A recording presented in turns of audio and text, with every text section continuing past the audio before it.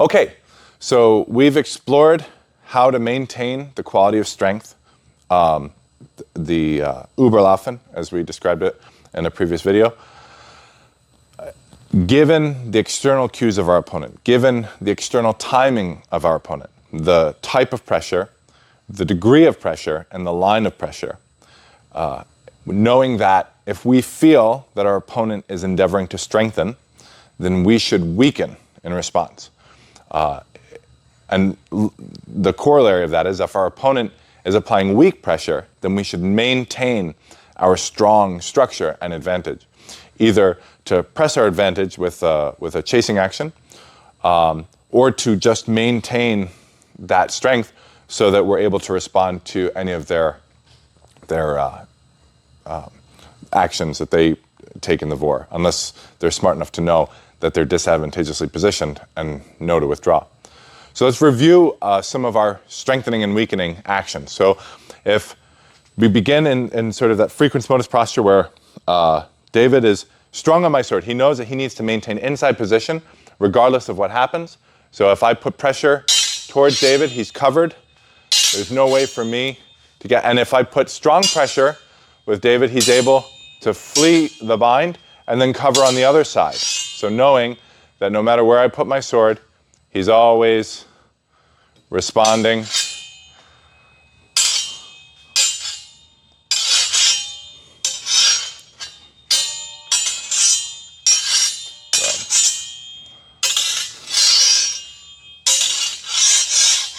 He's always responding with the correct action, either strengthening or weakening. He can shorten his posture,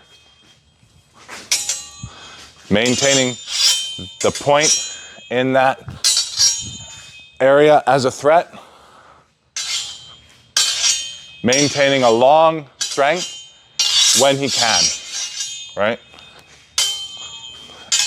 And so David uses Fuelin to respond. He moves as fast as I move, and he moves as slow as I move. He maintains that quality of strength so his actions are completed faster than my actions. So now we're going to look at a different drill, and this drill is going to involve feeling the pressure of our opponent, the intention of our opponent.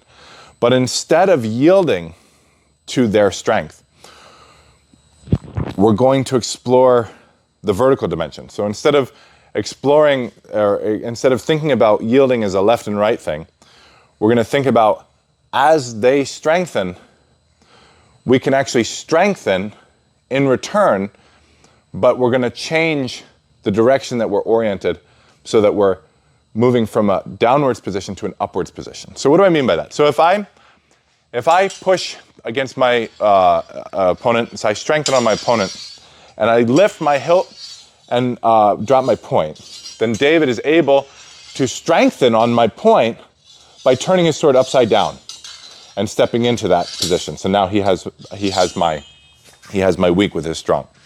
And so we're going to explore this game. This is a game, it can be a game or a drill, that I learned from two fencing mentors of mine, Aaron Pennenberg and Jeremiah Backhouse from the Wisconsin Historical Fencing Association. And it's a great way of developing the sensitivity, knowing when it's appropriate to flee, when it's appropriate to strengthen, but also, in these cases, when it's appropriate to strengthen underneath or bind on from below our opponent's sword to strengthen. And it's called the press drill. The way that we're going to do this is we're going to bind swords. We're going to make sure that we can't leave the bind. And we're going to play a game that involves attempting to touch each other with our blades without being touched, but also without ever leaving the bind, right? So the goal here, and this is really should be the goal of all of our games. The goal here is not to win. The goal is to use the game as a way to get reps, to thoroughly ingrain the movement patterns in our brain, to be faced with the stimulus over and over and over again, and to attempt to address it in a variety of ways to learn which ways are appropriate and which ways are inappropriate. So we're here in the bind. We're not allowed to leave the bind, and either of us can start to take our turn. In this case, David is a little bit stronger on my sword, and maybe he begins to take my turn. So he feels that, and he sees that my weak is directly in line with his hilt and his point and my body, so he just moves to hit me. So in this case, David's already won the game. So we bind on, David sees that, he takes his turn, he hits me again, right? This time, David tries that, he extends his arm, but I push him aside. And so David has to respond some different way. Now, sometimes when I'm strengthening, what David should do is he should zucken or durchwechseln. But in this case, we're not allowed to do that because we're not allowed to flee the bind. So we have to address it a different way. So David extends his sword, I cross, and then as he sees me cross, as I raise my hilt, he crosses underneath, so he binds on from underneath, and now he has inside position, he's pushing my sword outward from the center line. My weak is on his strong, and he's able to control my sword as he thrusts me, right? And so we just play that a few times. So David extends his arm, I cross, he winds in that direction, and now he begins to, I might cross again, and so David follows me, and now he can either step towards my weak again, pushing and hit, or maybe I cross underneath, and now I'm on the offense, and I take my turn back. And now it's time for me, and I'm able to thrust David. So we're going to play this game, and the goal being to use feeling to recognize whether or not our opponent is sufficiently strong such that we have to weaken, but by weakening, we strengthen underneath our opponent's sword. But that's only if they're sufficiently strong. And if they're insufficiently strong, so if David begins to thrust me, and I move this way to cover, so he thrusts, I move this way, then he should maintain his strength on my sword through that action and proceed to hit. So we'll play the game. We start on the inside. I begin by lifting my strong to David's weak. David responds by binding on underneath. So I come the other way. Now this time I respond by binding underneath David. And I'm able, now if David's fleed the bind, I'm not allowing myself to move forward. I don't look to hit until David brings his blade back on top. And now we can begin resuming the game. So we play the game. David sees my structure, he winds underneath. I move back. Now David looks to step towards my weak with his strong. There we go, good. And now he has weak structure here, so I'm able to displace his weak thrust in my strengthening.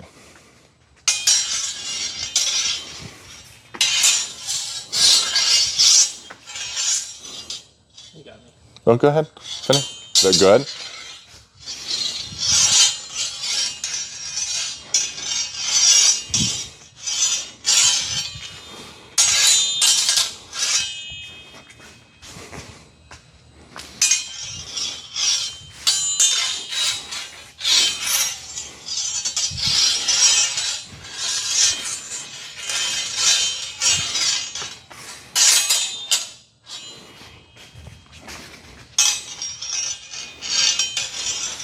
So in this case, step with your strong towards my weak.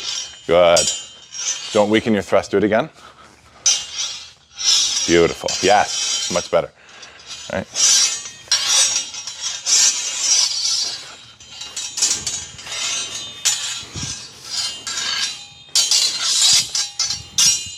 Right. And so in this way, we can assess the quality of our opponent's structure, knowing whether or not they're sufficiently strong to displace our thrust.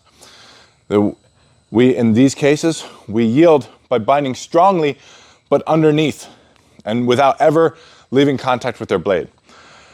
Now, when we're doing this, these windings, we can only do, there are 8 windings in total, and we'll get into the specific mechanics of a winding in a future video. But when we're doing these windings, we can only practice with the press drill 4 of them at a time. And so when we begin, we play with this press drill with our blades bound on the inside of our structure. But when we practice the press drill, it's not sufficient to only practice those sides because we can find ourselves on the outside. In these cases, we have to treat this the same way. So we begin the drill again, this time bound instead of on the inside, right to right. Now we're on the outside and we're left to left. And so I begin.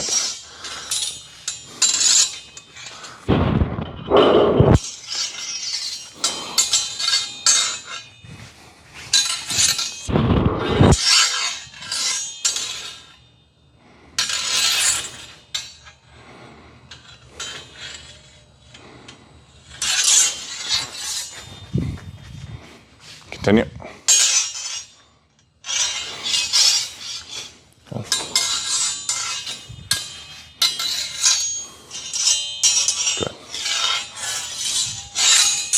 Good. All right. And so in this way, we can practice our feeling and working within the opponent's actions, responding against good, strong thrusting positions by binding on underneath with the winding. Thanks for watching Historical Fencing Channel content. If you'd like to learn more, check out our Patreon link in the description for detailed, one-on-one, tailored instruction. And don't forget to like and subscribe.